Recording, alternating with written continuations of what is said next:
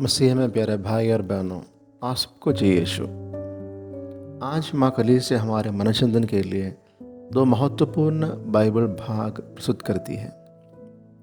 थिस्सलुनीकियों के नाम संत पौलुस का पत्र अध्याय 5 पद संख्या 12 से 22 तक और संत लूकस का सुसमाचार अध्याय 17 पद संख्या 11 से 19 तक।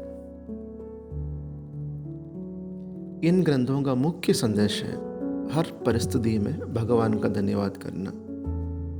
मैं संदेश को एक छोटी कहानी के माध्यम से समझाना चाहता हूँ। एक गांव में एक किसान रहता था।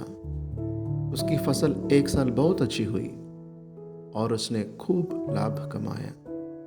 उसने भगवान का धन्यवाद किया और कहा, हे भगवान, आपने मुझे आशीर्वाद दिया है। अगले साल उसकी फसल खराब हो गई और उसे बहुत नुकसान हुआ।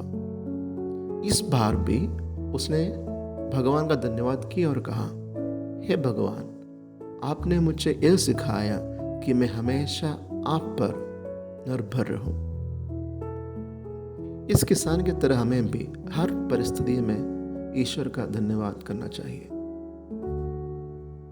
संत पौलुस अपने लेखन में हमें सिखाता है कि हमें हर समय आनंदित रहना चाहिए, निरंतर प्रार्थना करनी चाहिए और हर परिस्थिति में धन्यवाद देना चाहिए। धन्यवाद केवल सुखद समय में नहीं बल्कि कठिन समय में भी आवश्यक है, क्योंकि यह हमें विश्वास और धैर्य सिखाता है।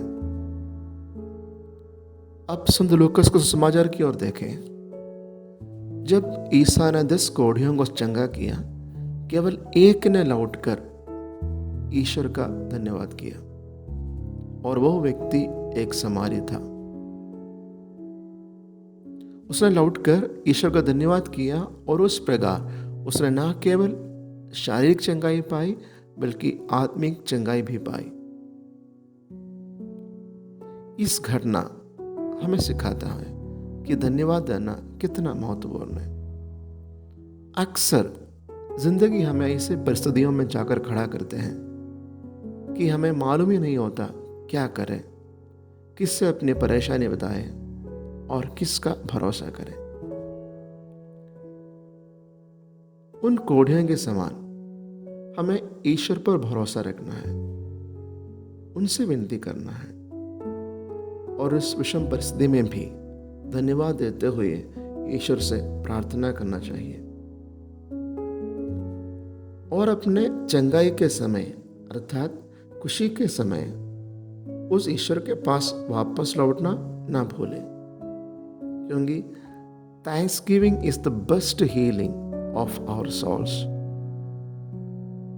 हमारी जिंदगी में कर गुजरने वाले सभी लोगों को याद करें आज और ईश्वर को धन्यवाद दें, क्योंकि हम कई लोगों के आभारी हैं।